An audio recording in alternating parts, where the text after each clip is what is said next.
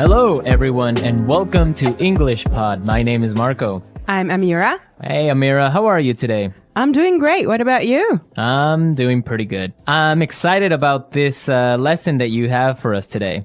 Yes, it's actually a very, very useful lesson. It's about someone asking his boss for an assistant. Oh, okay, an assistant. What's an Yes. assistant?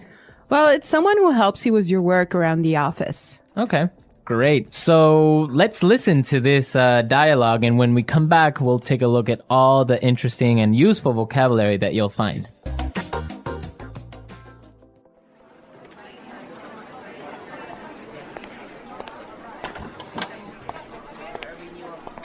Like I told you before, we just don't have the resources to hire you an assistant. I understand that, but the fact is, we're understaffed. The timing is just not right. The economy's bad, and it's too risky to take on new staff. Yeah, I guess you're right. Here's an idea. What if we hire an intern? She would take some of the weight off my shoulders. She? Yeah, you know, a recent graduate. She could give me a hand with some of these projects, and we could keep our costs down. That sounds reasonable. Let me see what I can do.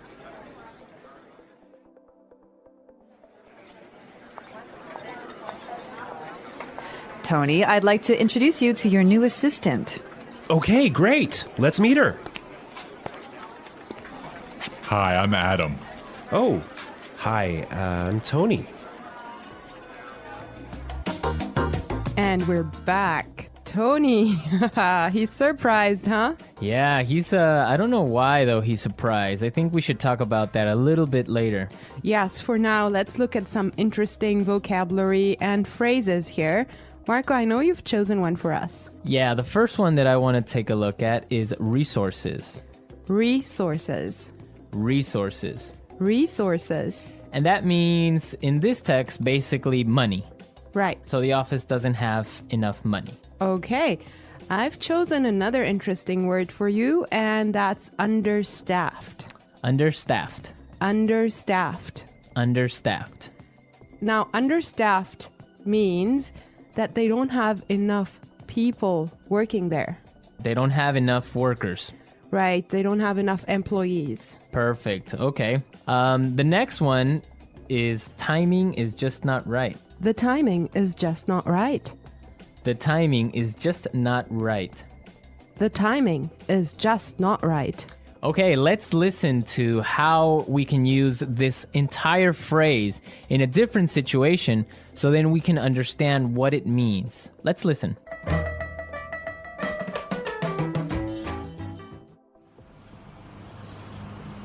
I was gonna sell my house, but the timing is just not right. Honey, I think we should have a baby. The timing is just not right.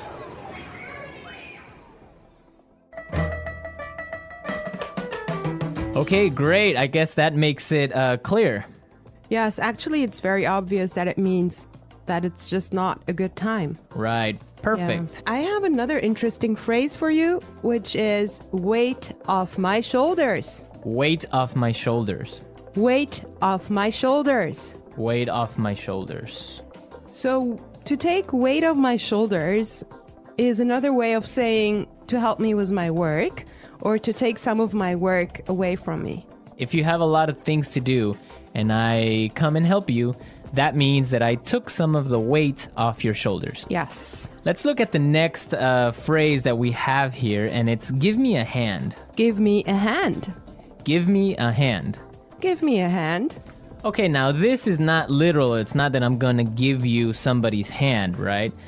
Let's listen to some examples and then we can come back and explain what it means.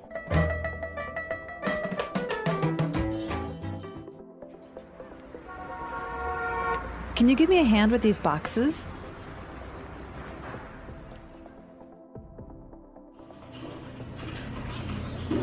Neil, I'll need you to give me a hand with the sales reports.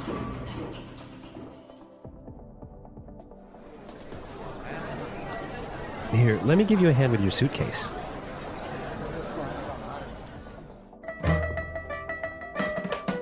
All right. Give me a hand is another way of saying help or to help out. Exactly, to help out. Right. Perfect. Now, the last phrase we're going to look at here in this dialogue is keep our costs down. Keep our costs down. Keep our costs down. Keep our costs down. So to keep our costs down means to try and not spend so much money. Exactly. Many companies, for example, now control how much printing you do, Yes. right? To yes. keep the cost down of paper. Yeah, so in other words, they do not want to have unnecessary spending. Perfect. Okay, I think it's time for us to listen to this dialogue one more time, but I want everyone to listen and see why Tony is surprised at the end when he meets his intern, when he meets his assistant.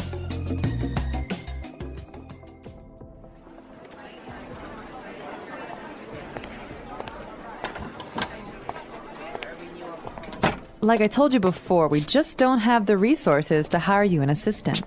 I understand that, but the fact is, we're understaffed. The timing is just not right. The economy's bad, and it's too risky to take on new staff. Yeah, I guess you're right. Here's an idea. What if we hire an intern? She would take some of the weight off my shoulders. She? Yeah, a recent graduate. She could give me a hand with some of these projects, and we could keep our costs down. That sounds reasonable. Let me see what I can do.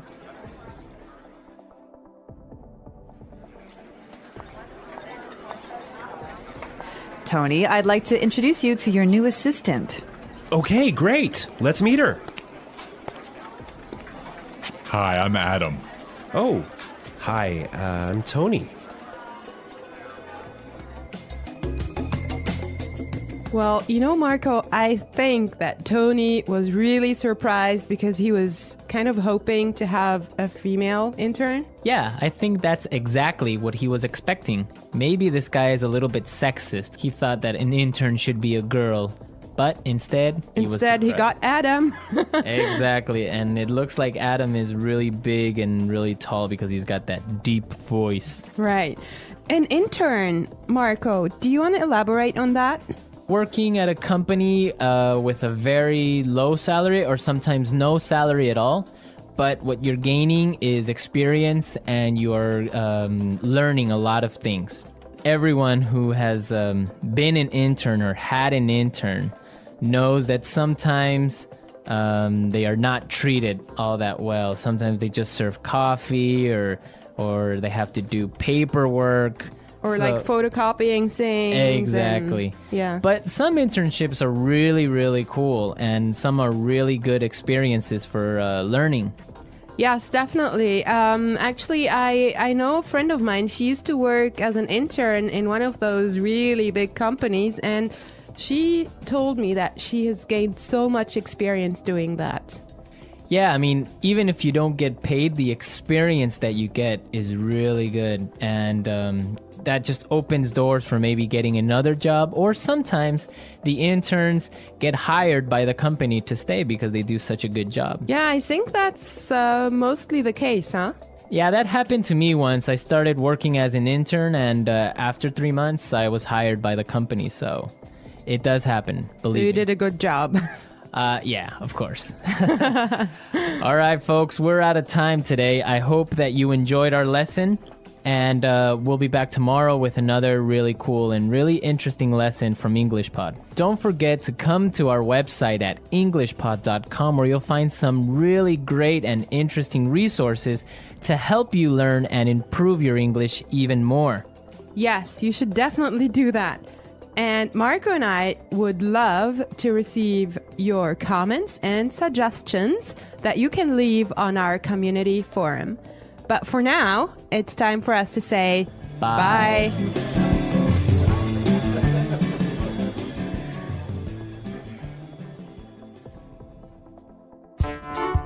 The EnglishPod audio review.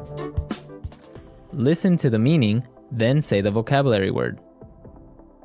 Money. Resources. Not enough people to do the job. Understaffed. It's not a good time now. The timing is just not right. Remove pressure or stress. Weight off my shoulders. Help. Give me a hand. It's okay. That sounds reasonable. Hire.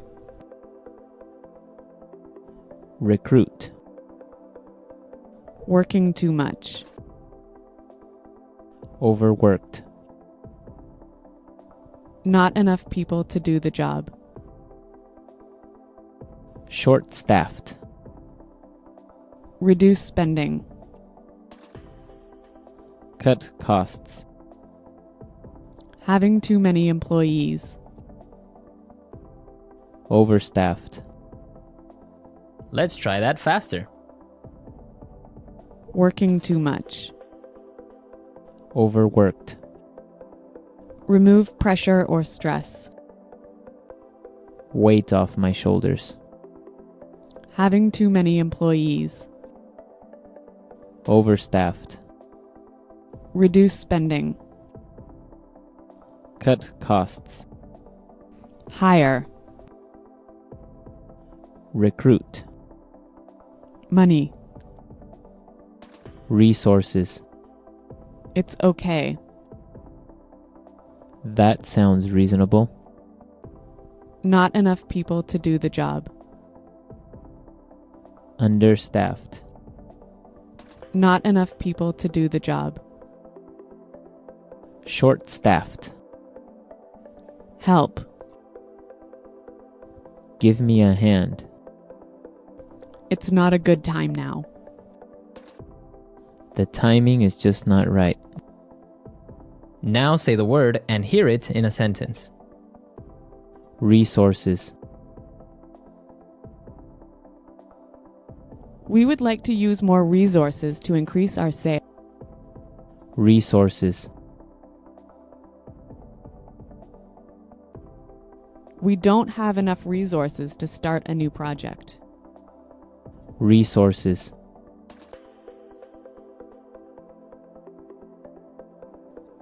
Intel has a lot of resources for research and development. Understaffed.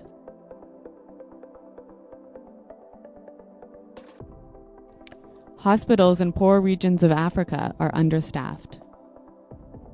Understaffed. I did overtime last week because the company is understaffed.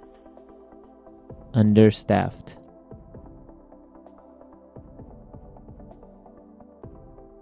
The factory is producing less than usual because it's understaffed. The timing is just not right. The timing is just not right. The timing is just not right for us to have a baby. The timing is just not right. I want to buy a car, but the timing is just not right. Weight off my shoulders.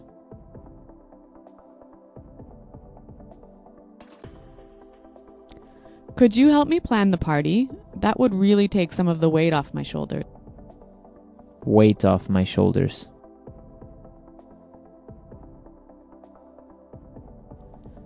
Finishing that project was a big weight off my shoulder. Weight off my shoulders. Winning the lottery took a great weight off my shoulders. Give me a hand. Can you give me a hand with these boxes? Give me a hand. Neil, I'll need you to give me a hand with the sales report. Give me a hand. Here, let me give you a hand with your suitcase. We are doing the third part of our Old English series, and today we're transported back to the 1970s. That's right. So we're going to learn some 1970s slang, some phrases that were really popular back in the 70s, but are also still in use today. Exactly. So it's going to be a very cool lesson today. And before we start with the dialogue, let's take a look at some of the words that we're going to find in Vocabulary Preview. Vocabulary Preview. Well, we have 2 words for you in Vocabulary Preview, and they're both found in the dialogue. The first one, roller rink. A roller rink. A roller rink. Okay, so a roller rink. Let's break that down and let's look at the first part. All right, so roller. We might recognize this from roller blades or roller skates. Okay, so yeah, when you go rollerblading, roller skating, those things that you put on your feet to skate. Right, wheels, not like a blade or a knife. Exactly. So that's roller. And what about rink? Rink is the place where you do skating. Okay, so if you go to a roller rink, it's this big area where everyone can rollerblade or roller skate. That's right. Okay. And what about the next word? A block. Block. A block. Okay, so this is a noun, a block. And a block is a part of a city that is surrounded by 4 streets. Okay, so a city is made up of many blocks. Yep. And everyone lives on a block. Exactly. So it's a square within the city. All right, very good. So these are the 2 words that we previewed, and we're going to listen to them now in the dialogue. We're going to hear 2 guys just talking about normal, everyday things, but we're going to be listening to them in 1970. Hey, man, how's it hanging? Hey man, everything is just groovy, baby. Did you go to the roller rink on Saturday? I heard it was far out, man. I wanted to, but I ran into this foxy lady that just moved to my block. I was chatting her up a bit, and then we mellowed out at her place. Right on, right on. Well, Jim went to the rink with Sherry, and he said it was dynamite. He was low on bread, but Sherry paid for everything. Gravy! Jim is such a jive turkey, man. He's always hitting me up for cash. Anyway, you want to book and go grab some grub? Yeah, man, I'm starving.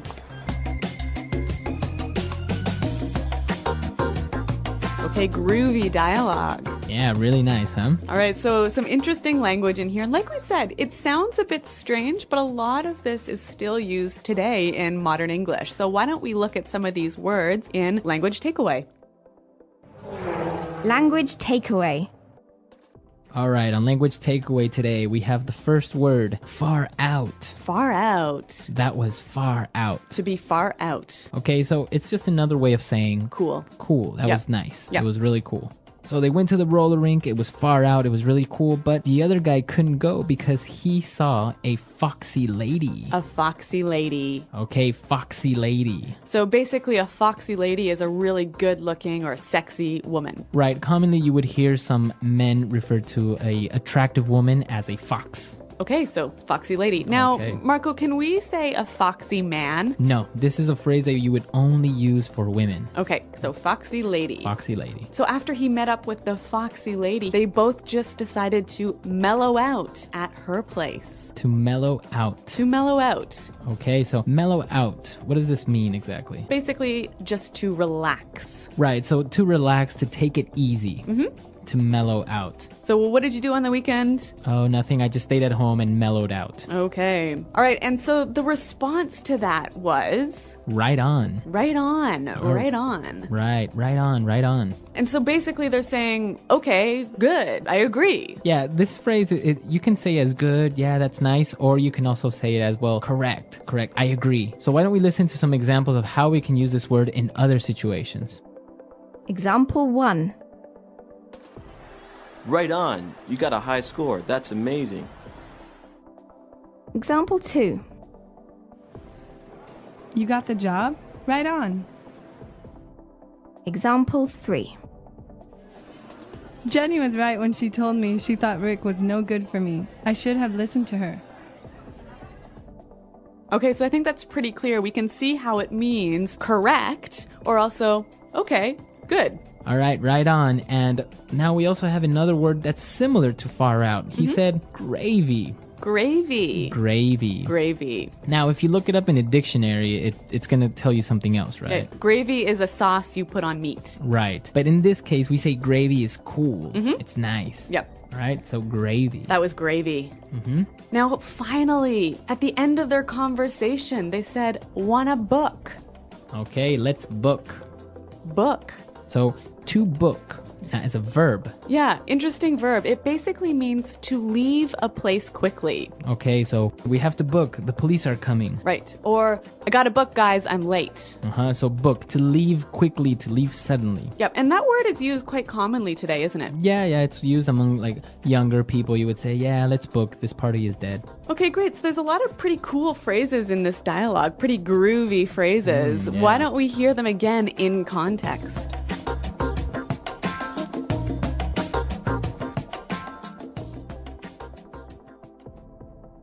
Hey, man. How's it hanging? Hey. Everything is just groovy, baby. Did you go to the roller rink on Saturday? I heard it was far out, man. I wanted to, but I ran into this foxy lady that just moved to my block. I was chatting her up a bit, and then we mellowed out at her place. Right on, right on. Well, Jim went to the rink with Sherry, and he said it was dynamite. He was low on bread, but Sherry paid for everything. Gravy. Jim is such a jive turkey, man. He's always hitting me up for cash. Anyway, you want to book and go grab some grub? Yeah, man, I'm starving. All right, so now that we understand these 6 words that we saw in Language Takeaway, it's time for us now to take a look at some great phrases that we can use today in Fluency Builder. Fluency Builder. Okay, so at the start of the conversation, there was an interesting way he started talking to his friend, right? All right, he said, how's it hanging? How's it hanging? How's it hanging? Okay, so basically, how is it going? How's it going? How are you? Now, you notice in the spelling that we do have a G at the end, ing, right? Yeah, but usually you don't really pronounce the G in this context because it's very informal. So, how's it hanging? How's it hanging? So he said everything was just groovy, and then he started telling him about how he met a girl and he chat her up a bit. To chat her up. Okay, so to chat somebody up. So when you chat someone up, you talk with them, right? Yeah, you're making conversation. But it's more than just conversation, isn't it? Yeah, you're trying to be a little bit flirty and maybe saying nice romantic phrases or something like that. Yeah, so usually it's between a woman and a man, right? And it's the man who chats up the woman. Yeah, exactly. So a little bit of a sexist phrase here. To chat someone up or to chat up a girl, right? Okay, so he was chatting her up. That's right. And so they were talking about how Jim went to the roller rink, but he didn't have any money, right? Because Jim is always hitting his friends up for cash. Okay, so to hit someone up. To hit someone up. So before we explain this word, let's listen to some other examples so then we can maybe understand the meaning. Example 1. Can you believe Patrick? He came up to me a month ago and tried to hit me up for some money. Example 2. When I was a kid, I used to always hit my dad up for lunch money. Example 3. This is the last time I lend you money. Don't even try to hit me up for more. All right, so when you hit someone up for something, you ask for it. So usually it's to ask for money, right? That's right. Okay, so to hit someone up. And now for our last phrase. Let's book and let's go grab some grub. To grab some grub. Grab some grub. Okay, let's break this one down. With the final word, grub, what are we talking about? Grub is an informal way of saying food. Okay, so to grab some grub is to get some food quickly. Yeah, let's go get some food. All right, so maybe it's time for us to grab some grub. And while we're doing that, you can listen to the dialogue one last time. Hey, man, how's it hanging? Hey, man. Everything is just groovy, baby. Did you go to the roller rink on Saturday? I heard it was far out, man. I wanted to, but I ran into this foxy lady that just moved to my block. I was chatting her up a bit, and then we mellowed out at her place. Right on, right on. Well, Jim went to the rink with Sherry, and he said it was dynamite. He was low on bread, but Sherry paid for everything. Gravy! Jim is such a jive turkey, man. He's always hitting me up for cash. Anyway, you want to book and go grab some grub? Yeah, man, I'm starving. All right, so some interesting phrases, and even though some of these words you may not really commonly hear anymore, they might still be used in movies or something that's related to the disco era because it's very, very popular still, right? Yeah, that's right. Some of our more advanced users could even use a lot of these phrases in a kind of funny way to reference back to 1970. Yeah, exactly. So it's fun, and, well, you will use them or you will hear them from time to time, even today. And remember, if you have any questions about the language you hear in these lessons, check out our website at englishpod.com. Exactly. We're there to answer any questions, and we'll see you guys there. Thanks for listening, and until next time, goodbye. Bye.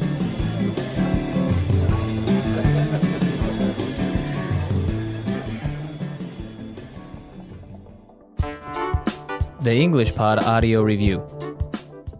Listen to the meaning, then say the vocabulary word. Popular dance music, especially of the late 1970s. Disco. House. Crib. A performance, especially by a band. Gig. Used to say that something makes sense. Right on. An authority figure, like the boss or government. The man. A negative situation. Bummer. How's it going? How are you? How is it hanging? Cool, excellent, enjoyable. Groovy. An enclosed place for roller skating. Roller rink. The latest, cool. Far out.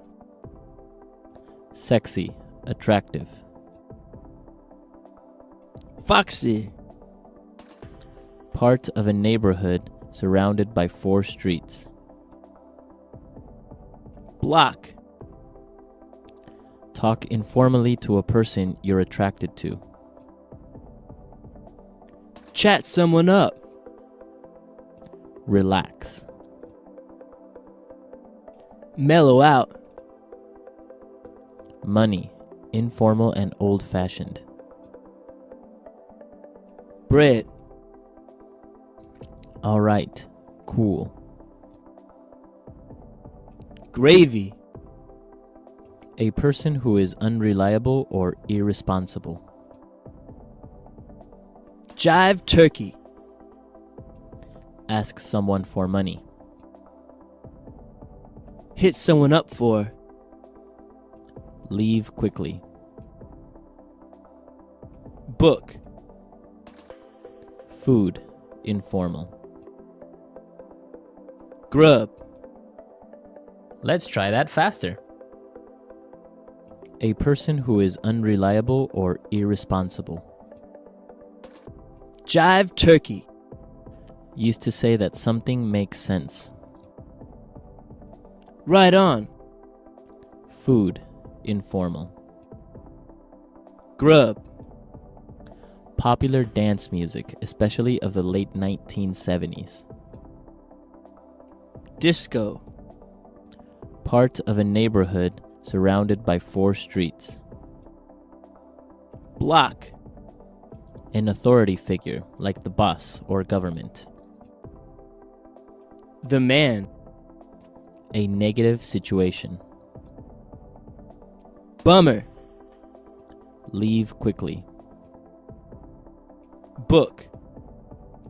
Money, Informal and old-fashioned. Bread. A performance, especially by a band. Gig. An enclosed place for roller skating. Roller rink. The latest. Cool. Far out. Sexy. Attractive. Foxy. House. Crib. Talk informally to a person you're attracted to. Chat someone up. Ask someone for money. Hit someone up for. Cool. Excellent. Enjoyable. Groovy. Relax. Mellow out. All right. Cool. Gravy. How's it going? How are you? How is it hanging? Now say the word and hear it in a sentence. Groovy. Where did you buy that groovy shirt? I really like it. Groovy. The party at Paul's house last night was groovy. Groovy. James has a groovy new motorcycle and he said he would let me ride it. Far out.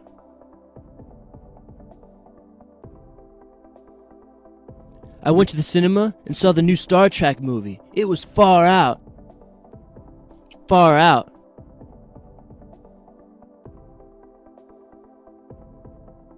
You got a job at Morgan Stanley? That's far out, man. Congratulations. Far out. Did you see how fast that car went? That was far out. Mellow out. I don't feel like going out tonight. I think I would just mellow out here at home. Mellow out. Chopin really mellows me out when I'm feeling tense. Mellow out. After final exams, let's go down to the beach and mellow out. Right on. Right on. You got a high score, that's amazing. Right on.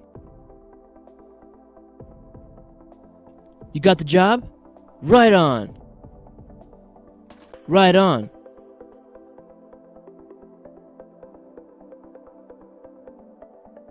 Jenny was right on when she told me she thought Rick was no good for me.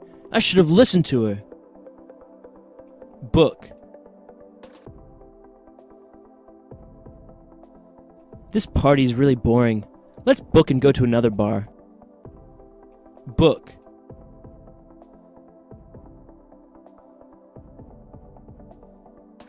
The police arrived and started arresting people, so my friend and I booked as fast as we could.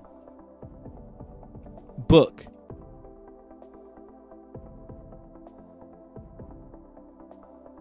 Dan saw his ex-girlfriend at the restaurant and started to get nervous and ended up booking. Amira and I are here today with an interesting lesson about a hotel situation. Amira, why don't you give us a little bit more information? Well, the situation is taking place in a hotel, and someone is checking in and is obtaining an upgrade. An upgrade. Okay, that's an interesting word. Why don't we listen to the dialogue and then we'll come back and explain all this vocabulary.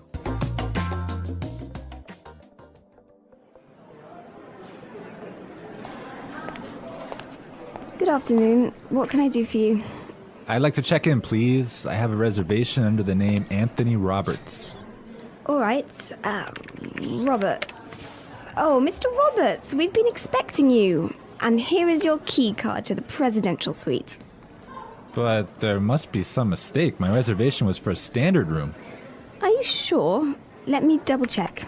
Yeah, here, this is my confirmation number. You're right, Mr. Roberts. There seems to be a mix-up. unfortunately, we're overbooked at the moment. So... Not to worry. We're pleased to offer you a complimentary upgrade. Woohoo! Presidential suite, baby!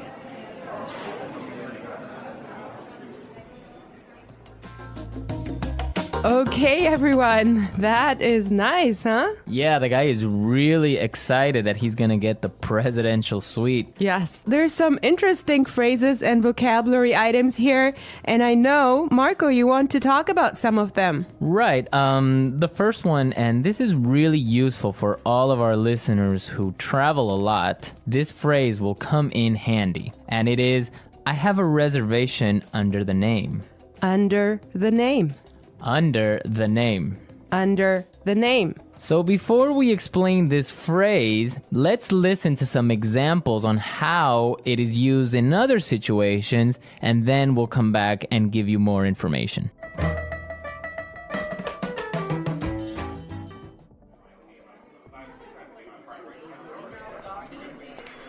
My secretary made a reservation under my name. I'm sorry, sir. I don't have a reservation under that name. Do you have a reservation under the name Smith?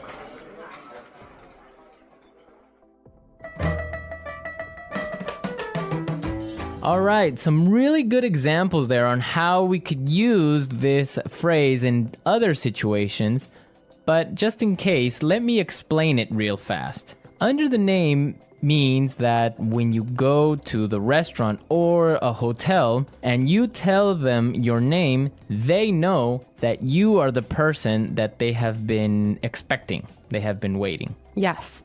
Well, I have chosen another useful phrase for you, and it is mix up.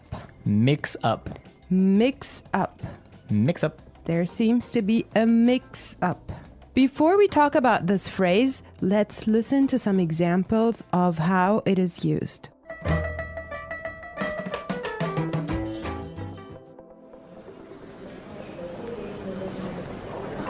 There was a mix-up at the airport and my bags were sent to Antarctica.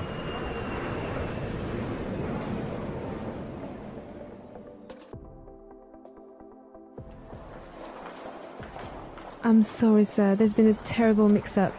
We've given you the wrong baby.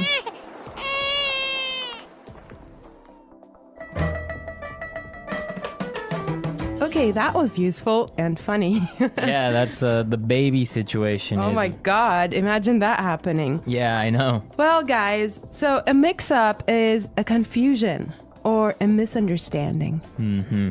Exactly. Well put. All right, Marco, what do you have for us? Okay, the next word that we should take a look at is overbooked.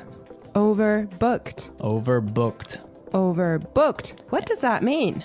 So if a hotel or a flight is overbooked, it means that they are full. They are more than full. Right, so they cannot accept any more people. Exactly. Okay, now why is this phrase useful? Because it happens all the time. There's so many other situations where you can use this word or hear it from other native English speakers. For example, a bus or a train can be overbooked. Exactly, that's really common. Okay, let's take a look at the last phrase for today, and that is complimentary upgrade. Complimentary upgrade. Complimentary upgrade. Complimentary upgrade. So this means that, for example, when the hotel is overbooked and all of their standard rooms are full, they will give you a better room, a more expensive room, but free. Yes, because it was not your fault. Right. This also happens sometimes, if you're lucky, on airplane flights. Yes. So if you are in economy class and an airplane, but for some reason it's overbooked, they will move you to business class or first class for free. I have a similar story, but I'm not going to tell you about it now. For now, let's go and listen to the dialogue one more time, and when we come back, we'll talk some more.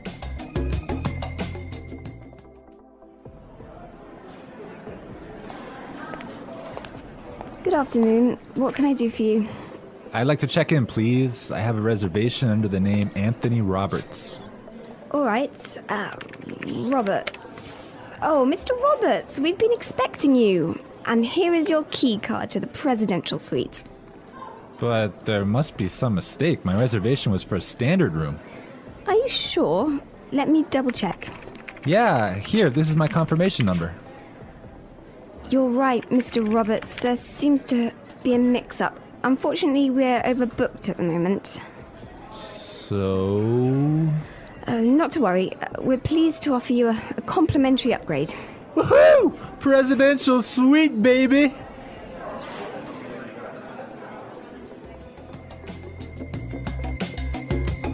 I love listening to this dialogue. It's just so nice to see that someone is enjoying his upgrade so much, huh? Yeah, especially since he was expecting just a really normal room and now he's gonna be treated like a king. So Marco, have you ever gotten a complimentary upgrade? Yes, I did. When I was traveling through India, I bought a normal seat in the train, but for some reason, it was overbooked. So I talked to the station manager and I got a complimentary upgrade to first class. I had a similar experience as well. I was flying from Shanghai to Qatar and I actually had an economy seat, but for some reason they just upgraded me and I was so happy. Oh, really? Like, yes. It wasn't overbooked? Well, I'm not sure because normally the night flight is not that full, but they upgraded me for some reason and I was so happy. It was an upgrade to first class. Wow, that's really cool. Yes. I would prefer a first class upgrade on an airplane. Yeah, any day. Well, you know what really amazed me was like the food you get there. You know, you have a 5-course meal. Oh, really? Yes. And you get all the drinks you can get, right? Exactly. Wow, I would be really happy there. All right, everyone, we're out of time today, but be sure to listen tomorrow because we'll be back again with another great podcast. And also, don't forget to go to our website at englishpod.com and leave us all your questions and comments in our community forum. Yes, and we would also appreciate your suggestions. And I hope you enjoyed the lesson today. And Marco and I will be back tomorrow with another great lesson for you. But for now, it's bye.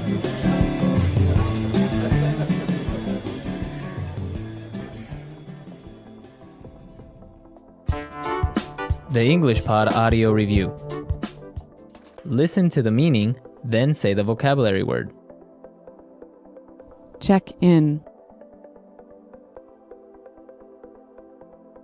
Under the name.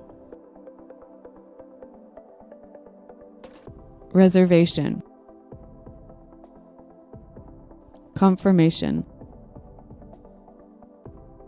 Mix up. Complimentary upgrade.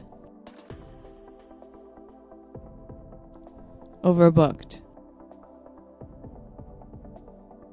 Check out.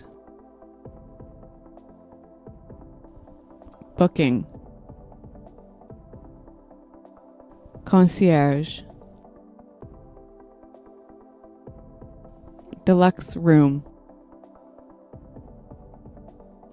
Receipt. Let's try that faster. Booking. Mix up. Under the name. Reservation. Deluxe room. Overbooked. Check out. Receipt. Complimentary upgrade. Concierge. Check in. Confirmation. Now say the word and hear it in a sentence. Under the name. Under the name. Under the name. Confirmation. Confirmation. Confirmation. Mix up. Mix up. Mix up. And today we have a fun and scary dialogue. That's right. This lesson is full of language you can use to talk about being scared. All right, so we're going to be looking at a scary lesson today, and we have nothing to preview, so let's listen to this dialogue and see why everyone is so scared.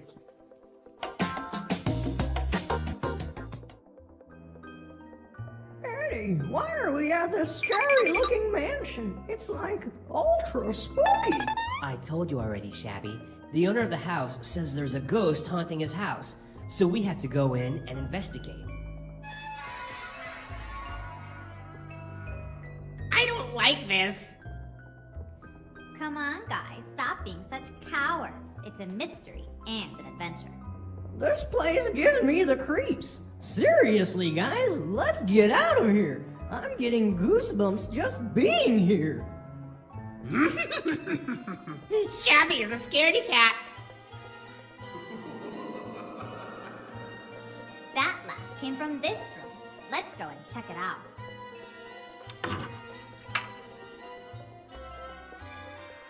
Look, a ghost! Run!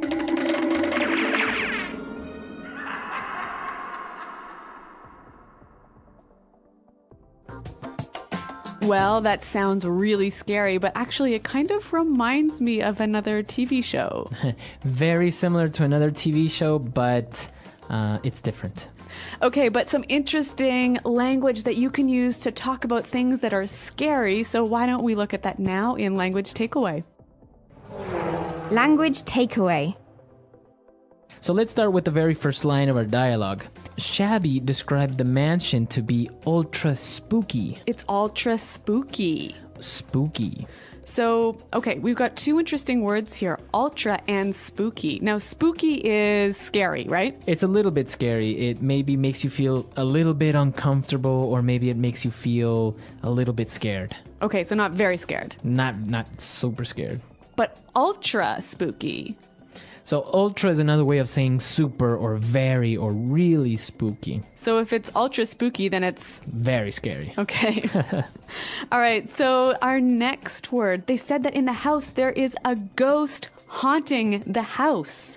Okay, there is a ghost haunting his house. Okay, so the verb to haunt.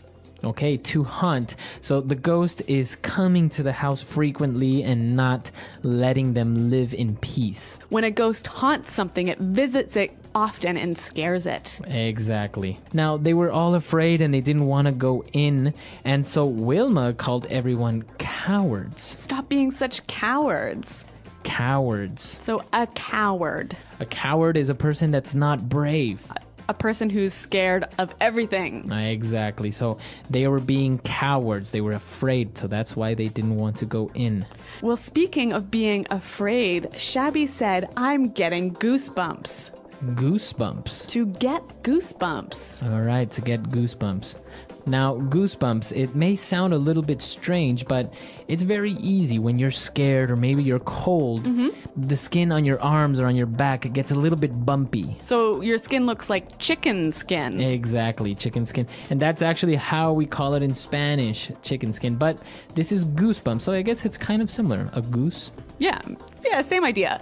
Goosebumps. All right, and finally, Scruffy said, Shabby is a scaredy cat. A scaredy cat. A scaredy cat. You're a scaredy cat. Well, a scaredy cat is not really a cat, right? No. It's a person who is afraid of everything. Okay. Similar to a coward. But more informal. Much more informal. So somebody is a scaredy cat. And I think even a little bit more juvenile. As so adults, children use it. Yeah, as adults, you wouldn't say he's a scaredy cat. All right, great. So some interesting, scary language. I think we need to hear it one more time, slowed down in the dialogue. Eddie, why are we at this scary-looking mansion? It's like ultra spooky. I told you already, Shabby. The owner of the house says there's a ghost haunting his house, so we have to go in and investigate. I don't like this. Come on, guys, stop being such cowards. It's a mystery and an adventure.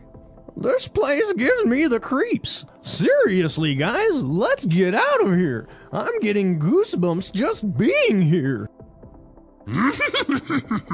Shabby is a scaredy cat. That laugh came from this room. Let's go and check it out. Look, a ghost! Run! Okay, so now that we understand all the vocabulary we saw in language takeaway, why don't we take a look at 2 phrases now in Fluency Builder? Fluency Builder. Well, Shabby said, we're at this scary-looking mansion. Scary-looking mansion. So a scary-looking mansion. Okay, so the mansion looks scary. All right, so a mansion is a big house, right? That looks very scary. Now, this is a really useful and helpful pattern you can use with English. Something looking, so adjective looking. Right, so you can say good looking. And there's lots of examples, so why don't we hear a few more now? Example 1. That guy is making me nervous. He's really creepy looking. Example 2. I saw the craziest looking house today. It was built upside down. Example 3. What a nice looking dog. Can I pet him?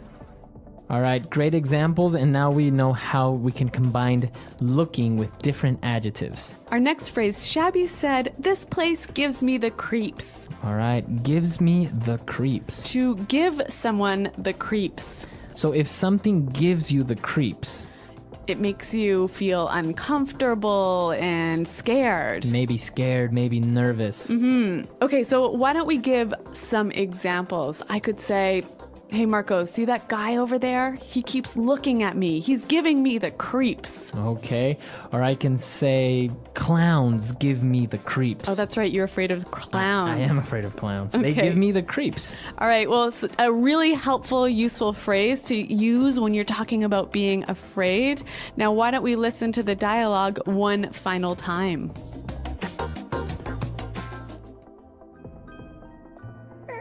Why are we at this scary-looking mansion? It's like ultra spooky. I told you already, Shabby. The owner of the house says there's a ghost haunting his house, so we have to go in and investigate. I don't like this. Come on, guys, stop being such cowards. It's a mystery and an adventure. This place gives me the creeps. Seriously, guys, let's get out of here. I'm getting goosebumps just being here. Shabby is a scaredy cat. That laugh came from this room. Let's go and check it out.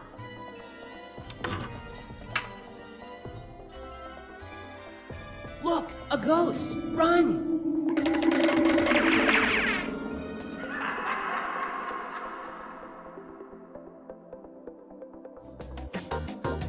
Okay, so an interesting dialogue about ghosts and haunted houses.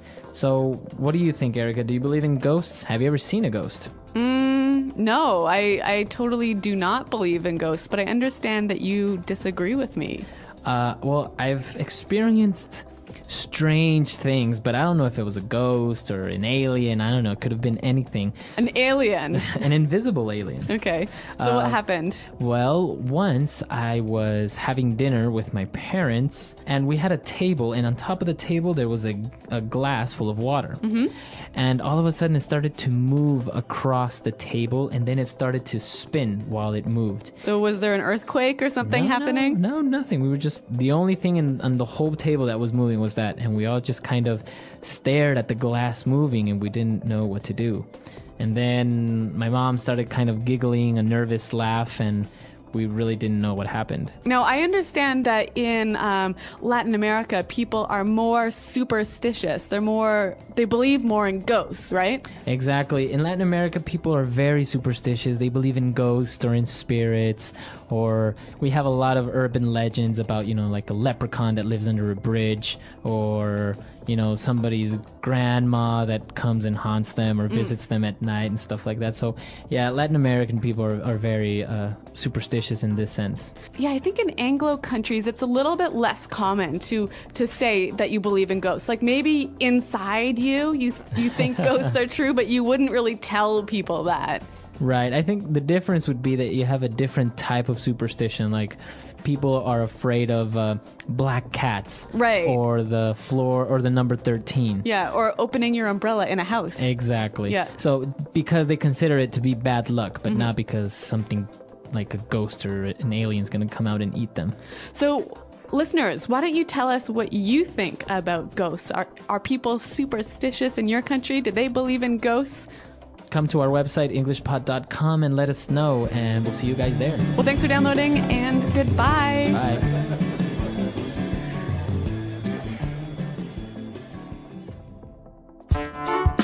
The English Pod Audio Review.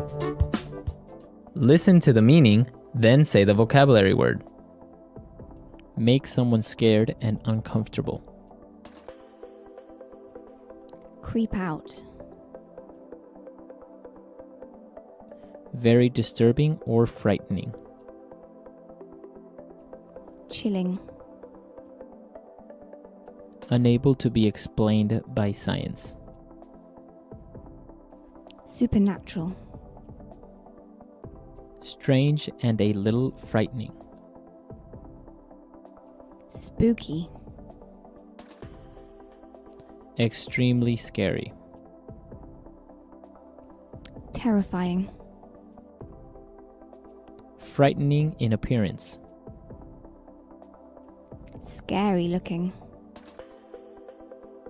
Strange or scary. Creepy. A very large house. Mansion. A ghost lives or visits a place. Haunt. To try and get information about something. Investigate. Someone who is too afraid to do what is right. Coward. Small bumps on your skin caused by fear, cold, etc. Goosebumps. Someone who is always scared of things. Scaredy cat. Let's try that faster. Strange or scary. Creepy. Strange and a little frightening. Spooky. Make someone scared and uncomfortable. Creep out. A ghost lives or visits a place. Haunt. Frightening in appearance. Scary looking. Unable to be explained by science. Supernatural. A very large house. Mansion. To try and get information about something. Investigate. Someone who is always scared of things. Scaredy cat. Someone who is too afraid to do what is right. Coward. Very disturbing or frightening. Chilling. Small bumps on your skin caused by fear, cold, etc. Goosebumps. Extremely scary. Terrifying. Now say the word and hear it in a sentence. Scary looking.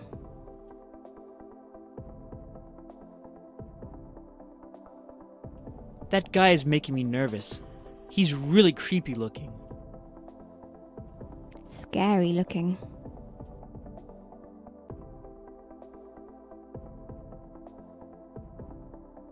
I saw the craziest looking house today. It was built upside down. Scary looking.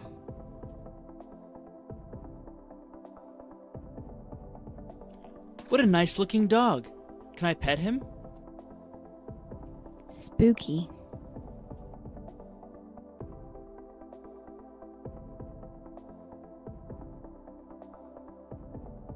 Whenever I walk by the Main Street graveyard, I get a really spooky feeling that someone is following me. Spooky.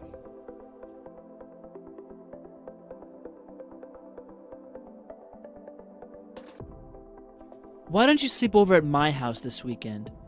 Your house is kind of spooky at night. Spooky.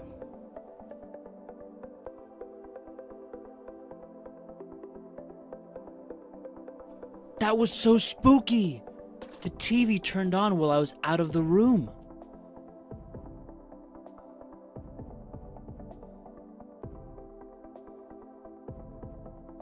Walking alone at night gives me the creeps. I always feel like someone is going to attack me.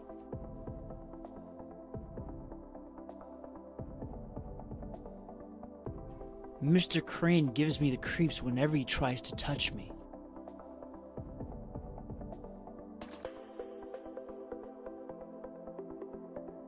Small, dark spaces always gives my sister the creeps.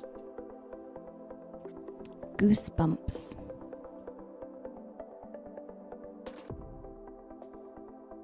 Can you turn down the air conditioning? I have the goosebumps. Goosebumps.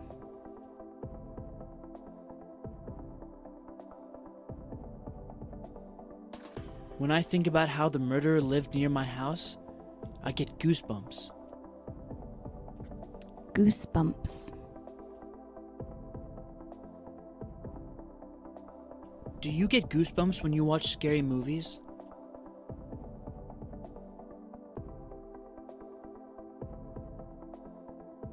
I swear the ghost of Old Man Fink haunts my dreams every night.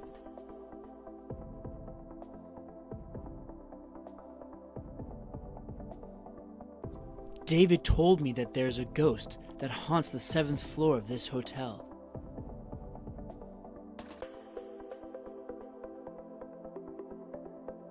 Weird things happen in that house. I think it must be haunted. Marco, today we're talking about rent and housing.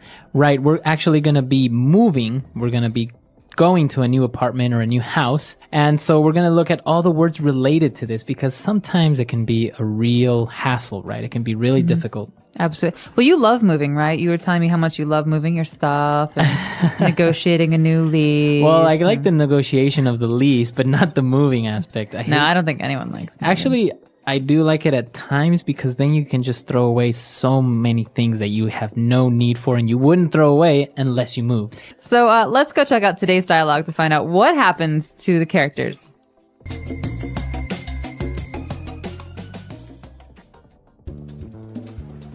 Okay, that's fine. Bye. What happened? That's it. My lease is up. I have to move. What? Why? Can't you renew it? The owner apparently is selling this place to make way for the construction of a parking lot. Well, I can help you pack. We should start looking for a new place for you ASAP. I think I might move in with my parents for a couple of months until I can find something. You know how hard it is to find a decent place around here. I'm gonna have to put most of my stuff in storage for a while. Well, let me know if there's anything I can do to help out. Actually, would you mind looking after my pet tarantula and snake for a couple of weeks?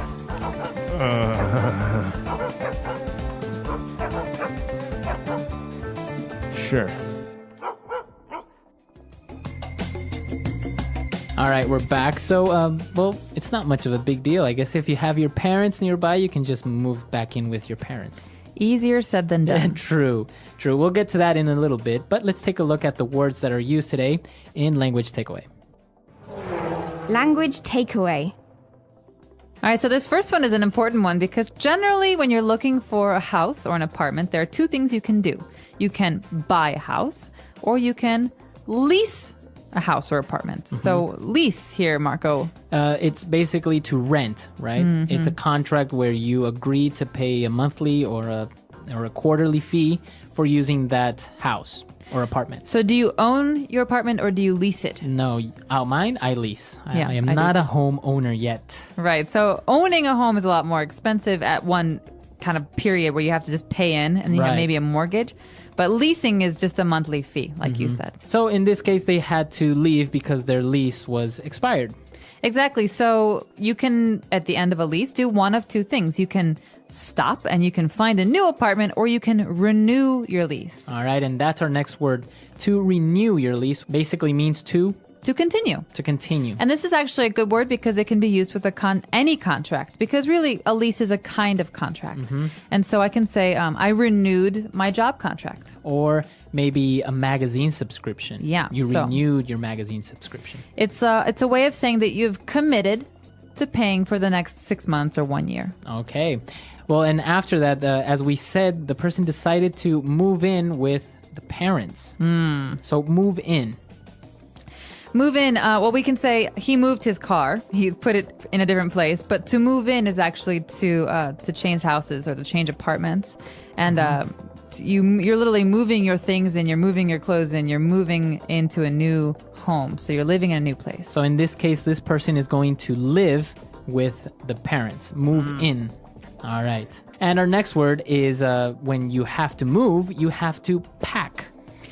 Okay, so you can pack a lot of things. In this case, you're packing a box with all of your belongings, your books and your pillows and all that. But you can also pack a suitcase, or you can pack luggage. So packing is putting things into something so that you can move them. So you can carry them or take them somewhere. Exactly. So in this case, you have to pack your things, put them in boxes to take them to your new home. And our last word is an acronym when you said ASAP.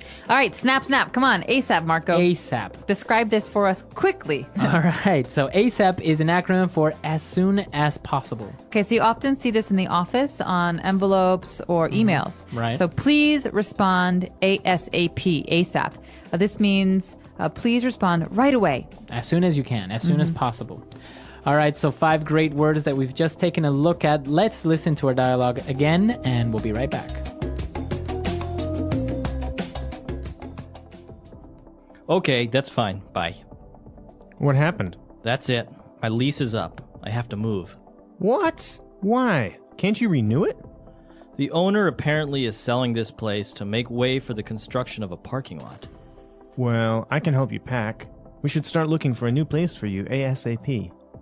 I think I might move in with my parents for a couple of months until I can find something. You know how hard it is to find a decent place around here. I'm gonna have to put most of my stuff in storage for a while. Well, let me know if there's anything I can do to help out. Actually, would you mind looking after my pet tarantula and snake for a couple of weeks? Sure. All right, we're back, and we have a couple of different phrases for you. So let's look at those now in Fluency Builder. Fluency Builder. Our first one's a little bit unusual. We heard the phrase, my lease is up. So, Marco, let's talk about this phrase, to be up. All right, so if something is up, as in this case, the lease, it means it's expired, it's finished, right? So it's over. It's over. You can also say, our time is up. Right. If we have a meeting. So that's all the time I have. Time to go away. Time is up. Very good.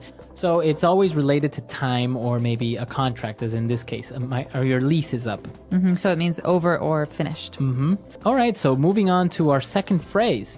To make way for. All right, so this is a great one. This often makes me think of kings and queens in the old days. They say, make way for the king. So you have to Get out of the way. Yeah, get out of the way, or to clear some space for them to move because there's too much stuff in the way. And so in this case, the owner of the apartment where the guy was living in is trying to make some space or make way for a parking lot. Right, so he's basically going to sell the building or house and build a parking lot instead. So they are making way for the new parking lot. They're clearing space. And this is actually really sad because my childhood home, they destroyed to make way for a larger, ugly, big building house. Yeah. Really? See, it happens all the time. Now they're making way for malls and big buildings, and all of our little houses are destroyed. And, moving on to our last phrase, the person asked the friend if he would mind looking after the pet snake and tarantula. I would mind. You don't like snakes or tarantulas? Well, I don't mind them as long as I don't live with them. So would you mind this is a nice way to start a sentence if you want to ask for a favor, right? Exactly. So here's an alternative. Hey, Marco, can you do this for me? I could, maybe. I could say, Marco, would you mind doing this for me? It's more polite. It is more polite, and it's a little bit gentler. Yeah. So it's nice. It's a nice way of asking someone for a favor. Exactly, and that's why this is funny, because the favor is not like, would you mind watching my kitty? The favor is, would you mind watching my poisonous pets? Right.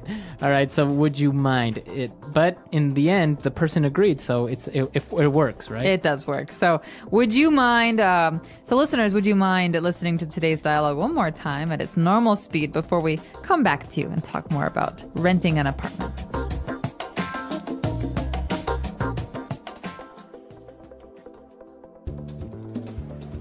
Okay, that's fine. Bye. What happened? That's it. My lease is up. I have to move. What? Why? Can't you renew it? The owner apparently is selling this place to make way for the construction of a parking lot. Well, I can help you pack. We should start looking for a new place for you ASAP. I think I might move in with my parents for a couple of months until I can find something. You know how hard it is to find a decent place around here. I'm gonna have to put most of my stuff in storage for a while. Well, let me know if there's anything I can do to help out. Actually, would you mind looking after my pet tarantula and snake for a couple of weeks?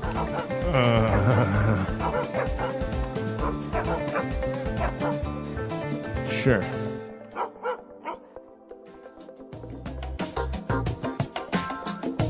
All right, so moving in now, you have different stages in your life, right? When you move out, for example, you move out of your parents' home and you live on your own, and then maybe, like in this case, you would move back in with your parents. How do you see that happening? I see it very often. My brother just moved back in with my parents. Really? Yeah, I think that it depends on the person, honestly. I mean, especially because the economy has really been suffering for the last year. A lot of people are doing this because, you know, in a lot of cities in America, you can spend $1,000 to $2,000 a month for an apartment to rent. Right. And that's a small apartment or a shared apartment. And so I understand this is it's a better option now than it was before because everyone wants independence. Right. But sometimes you just can't afford it. Exactly. And it's a cultural thing because some people move out of their parents' home maybe for college. It's very common in the U.S. to study in another city or another state, right? And but then maybe coming back home and moving in with your parents. Or in other cultures, maybe they don't move out at all.Maybe they only move out once they're married. Exactly. So a lot of people in China, I think in Shanghai specifically, don't move out of their parents' home until they're going to get married. Right. Well, it does make sense in many big metropolis because, as you say, rent is expensive. Living on your own is expensive. And, well, you don't have anyone to share those costs with, like gas, water, electricity, even food, right? It's cheaper among more people. And not to mention a little bit scary living on your own for the first time. It is a little bit scary. What about having somebody move in with you? Maybe a roommate or a girlfriend or boyfriend? Ooh, that's always the big step. The big commitment. The big commitment. You're in a relationship and you ask your partner to move in with you. It's the step before marriage, I guess. Wow. There's nothing before that? Nothing before marriage? No. That's pretty much it. You tell me. I don't know. All right. That's all the time we have for today. But be sure to come to our website, EnglishPod.com. If you have any questions or any comments about this topic, we would be glad to have your input on it. And we'll see you guys there. And if you have any suggestions for the step before marriage, please let us know because we're in the dark on this one. So until next time. All right. Bye, everyone.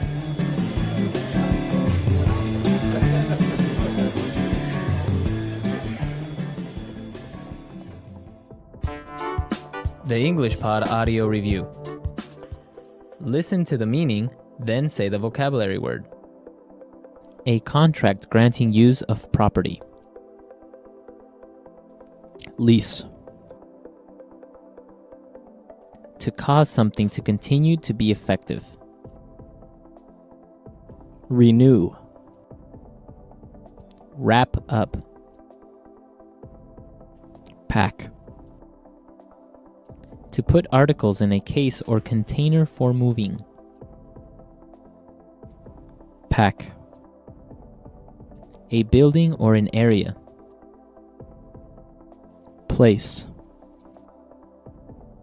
A space for storing goods. Storage. Take care of. Look after. To create space for something else. Make way for. As soon as possible. ASAP. Good. Decent. Take care of. Look after. Let's try that faster. Wrap up. Pack. Good. Decent. As soon as possible. ASAP. A contract granting use of property. Lease. Take care of. Look after. To put articles in a case or container for moving. Pack. To create space for something else. Make way for. Take care of. Look after. To cause something to continue to be effective. Renew. A building or an area. Place. A space for storing goods. Storage. Now say the word and hear it in a sentence. Lease.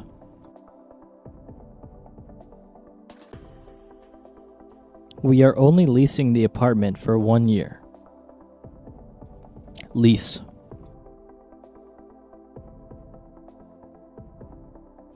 I didn't buy the car. It's a lease vehicle. Lease.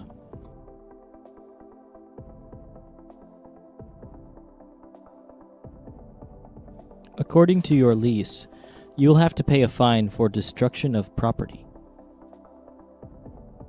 Make way for.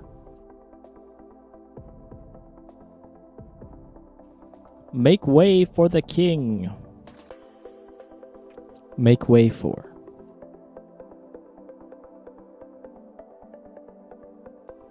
We'd better make way for that ambulance. Make way for.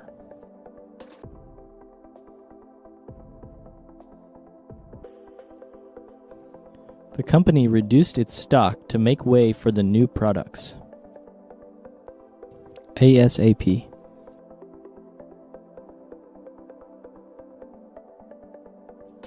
I want you to clean up this mess ASAP. ASAP.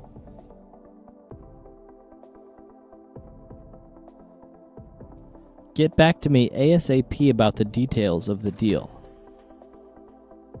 ASAP.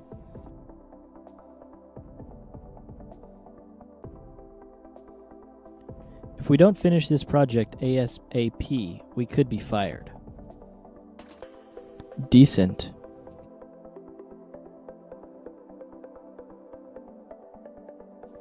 The city government was full of decent, hard-working people. Decent.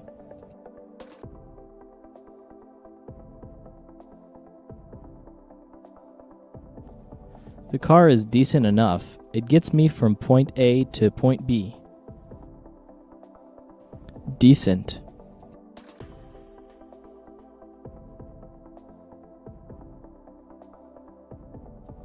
This is a matter of common decency.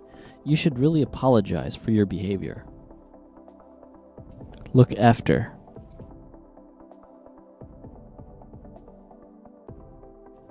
We're looking after my friend's dog this week.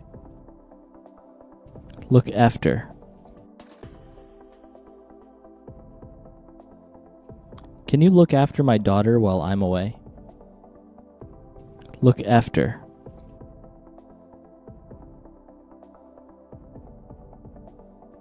I put Mary in charge of looking after the Jones account. We've got a great lesson for everyone. Yes, we have a really common situation where we're going to use real English, right? Yep, everyday English, English that people really use. And that's what we want you to learn. What are we talking about today specifically? Today we have a really common situation that is a little bit embarrassing.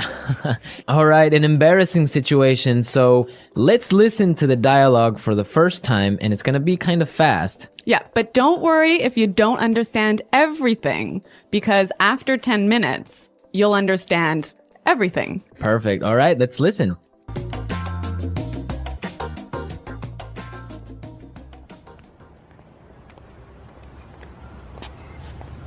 Nick, how's it going? Oh, hey. What are you doing in this neighborhood? Do you live around here? Actually, my office is right around the corner. It was great to meet you last week at the conference. I really enjoyed our conversation about foreign investment. Yeah, it was really interesting. You know, I'm in a bit of a hurry, but here's my card. We should definitely meet up again and continue our discussion. Sure, you still have my contact details, right? You know what? This is really embarrassing, but your name has just slipped my mind. Can you remind me? Sure. My name is Anna Ferris. Don't worry about it. It happens to me all the time. I'm terrible with names, too.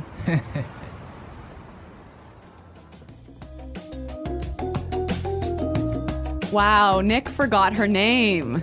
Yeah, that's happened to me a couple of times, and I'm going to tell you about it a little bit later. Okay. All right. Well, let's start with our 3 language takeaways. Language takeaway. So our first word on our language takeaway is in a bit of a hurry. In a bit of a hurry. In a bit of a hurry. In a bit of a hurry. So Nick was in a hurry. Yeah, that's right.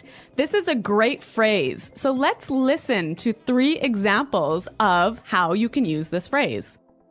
Example 1. Can you drive faster? I'm in a bit of a hurry. Example 2. I can't talk right now. I'm in a bit of a hurry.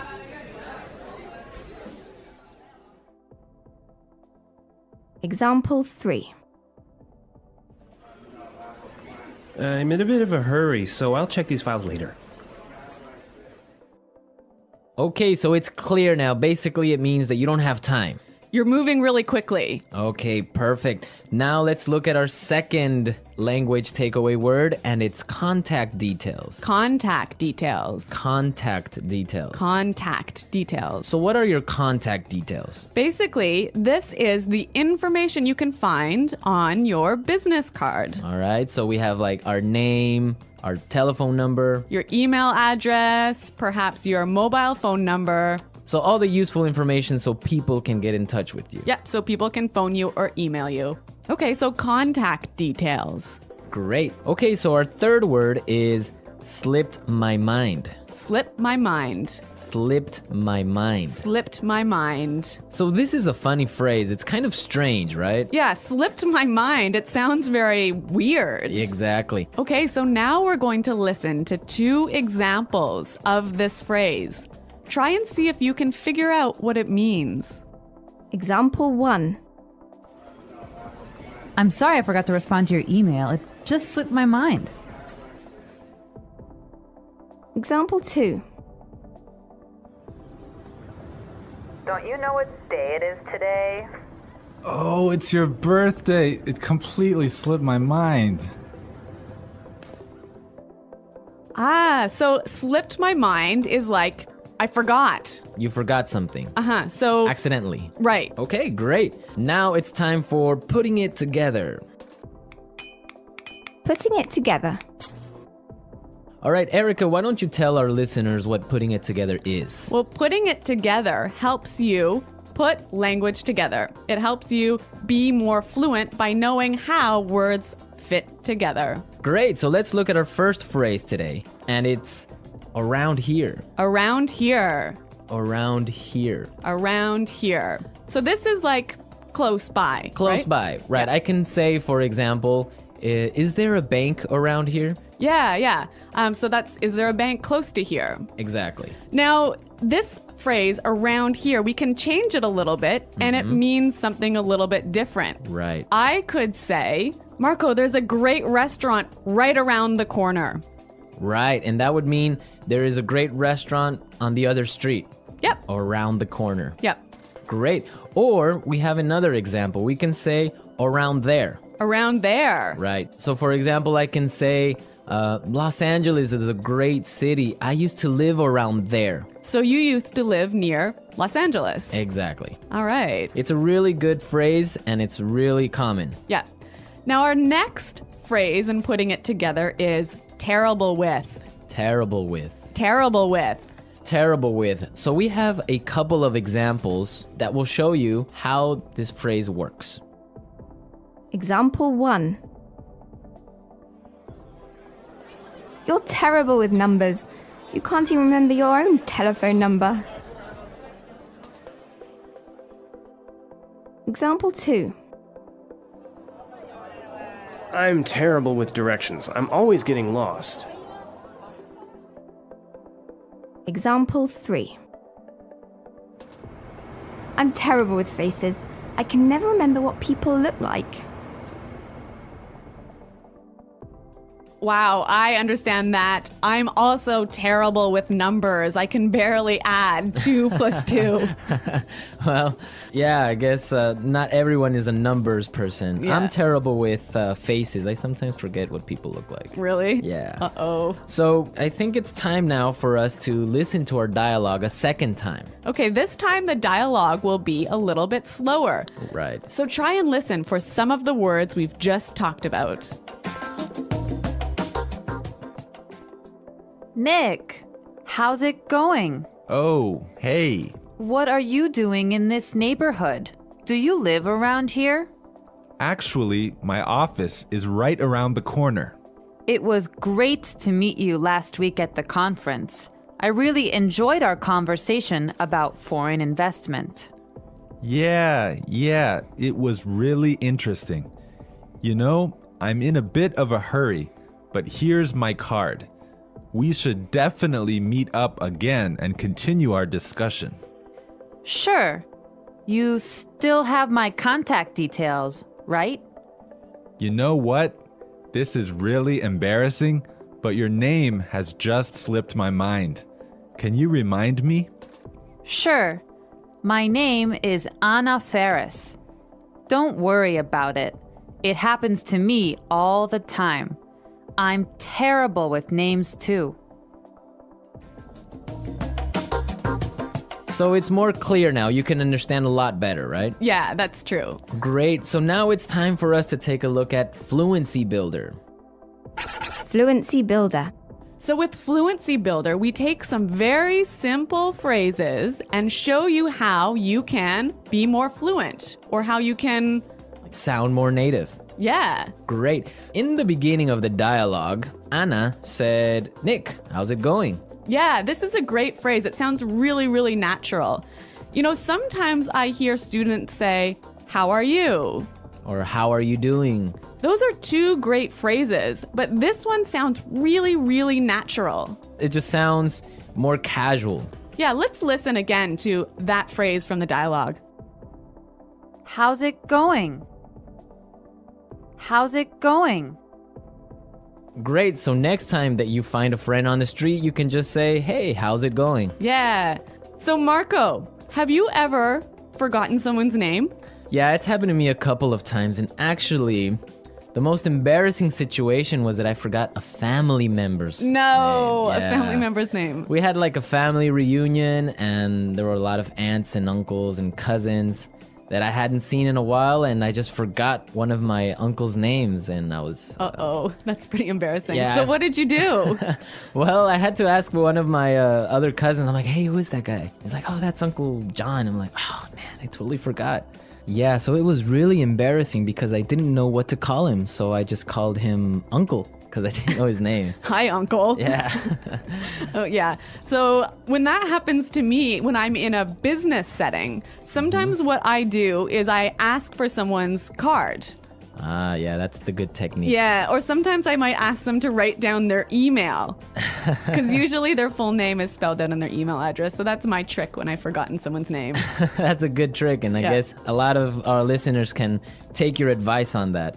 Okay, so I think it's time for us to listen to our dialogue one more time, this time at natural speed.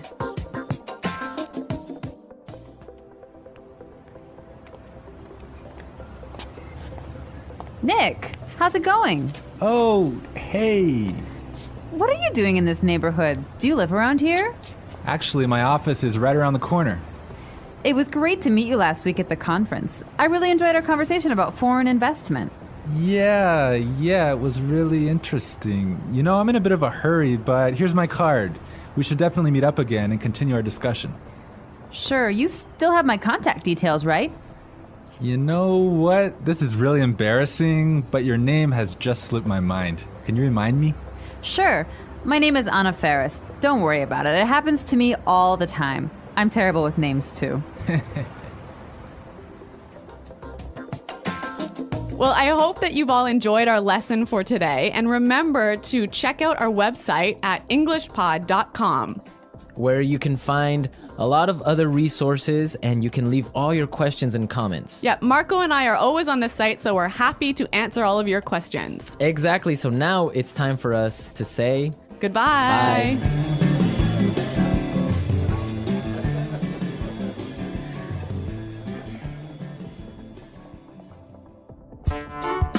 The English Pod Audio Review. Listen to the meaning, then say the vocabulary word. How are you? How's it going? Close to here. Around here. On the next street. Around the corner. Moving quickly. Having no time. In a bit of a hurry. Information required to contact someone. For example, telephone number, email address. Contact details. Been forgotten. Slip my mind. Bad at. Terrible with. Close to there. Around there. To know and remember someone or something you have seen before. To recognize. Someone you know, but who is not a close friend. Acquaintance. Move quickly. Not have much time. In a rush. Forgetting things easily. Forgetful. Let's try that faster. Bad at. Terrible with. Forgetting things easily. Forgetful. To know and remember someone or something you have seen before. To recognize. Close to there. Around there. Moving quickly. Having no time. In a bit of a hurry. Close to here. Around here. Move quickly. Not have much time. In a rush. How are you? How's it going? On the next street. Around the corner. Information required to contact someone. For example, telephone number, email address. Contact details. Someone you know, but who is not a close friend. Acquaintance. Been forgotten. Slip my mind. Now say the word and hear it in a sentence. Around here. Excuse me, is there a bakery around here? Around here. Did I leave my keys somewhere around here? Around here. There is a really good restaurant right around here.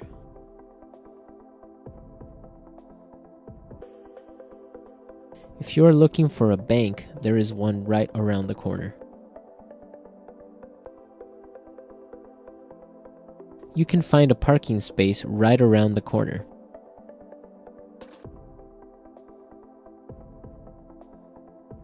There used to be a supermarket right around the corner, but it went out of business.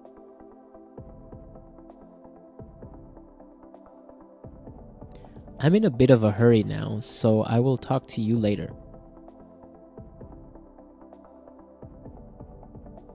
His wife was having a baby, so he was in a bit of a hurry.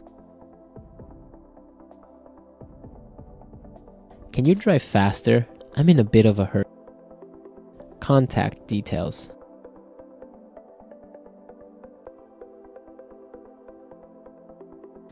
Isabel, do you have the contact details of our internet service provider? Contact details. Here is my card with all my contact details. Contact details. I don't have your contact details. Slip my mind. I'm sorry I forgot to respond to your email. It just slipped my mind. Slip my mind.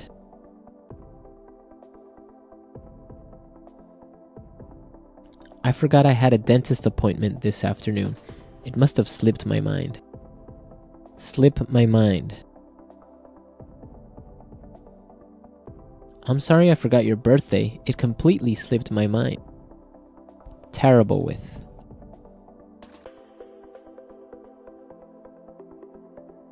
I always make mistakes with the budget. I'm terrible with numbers. Terrible with. I am terrible with directions. I always get lost. Terrible with.